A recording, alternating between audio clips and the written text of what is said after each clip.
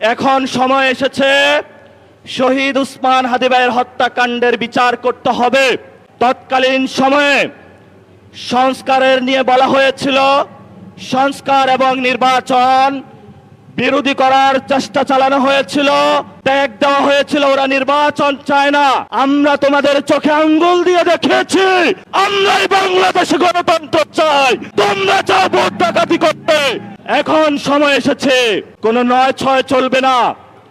সংস্কারে জনগণে যে হ্যাঁ ভোটে ম্যান্ডেট দিয়েছে দ্রুত বাস্তবায়ন করতে হবে। সাথে সাথে বাংলাদেশে সন্ত্রাস, চাঁদাবাজি, দখলদারিত্ব বন্ধ করার উদ্যোগ নিতে হবে। এবং নির্বাচনের আগে আমরা এই বাইতুল মোকাররমে দাঁড়িয়ে একটি প্রটেস্ট করেছিলাম। ভোট ডাকাতির জন্য আমাদের জামাত ইসলামের এক ভাইকে খুন করা হয়েছিল। আমরা বলেছিলাম আমরা আবার আসবো, দ্বিগুণ হয়ে আসবো।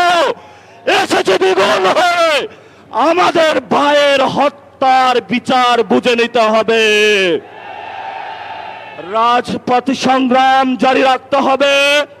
যেই বোনদের উপরে আক্রমণ করা হয়েছে, পেটে লাথি মারা হয়েছে, বোরকা ধরে টান দেওয়া হয়েছে, গুলিবিদ্ধ করা হয়েছে, পা ভাঙা হয়েছে, প্রত্যেকটির হিসাব কড়ায় গন্ডায় আমরা ইঞ্জিনিয়ার তারেক রহমান থেকে বাংলাদেশে বুঝে নেব ইনশাআল্লাহ। আমরা একমাত্র ভয় পাই কার কাছে? আল্লাহ ছাড়া আমরা কারো কাছে ভয় পাই না।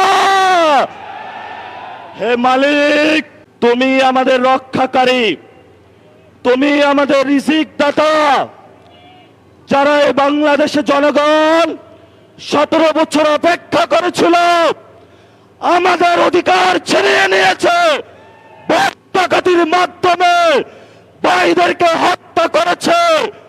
আয়েশের মালিক তোমার বিচারে আমরা বিচার রেখে গেলাম, তুমি তাদের দৃষ্টান্তমূলক শাস্তি বাংলার মাটিতে জনগণের সামনে করবে।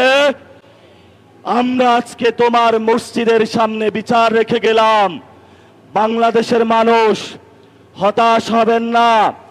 লা তাহজান ইন্নাল্লাহা মানা, আল্লাহ আমাদের সাথে আছেন, শক্তিমান, ভয় নাই, জয় করব আমরা ইনশাআল্লাহ। দ্বিগুণ হয়ে পার্লামেন্টে যাব। সবাই দোয়া রাখবেন। আসসালামু আলাইকুম ওয়া রাহমাতুল্লাহি ওয়া বারাকাতুহু।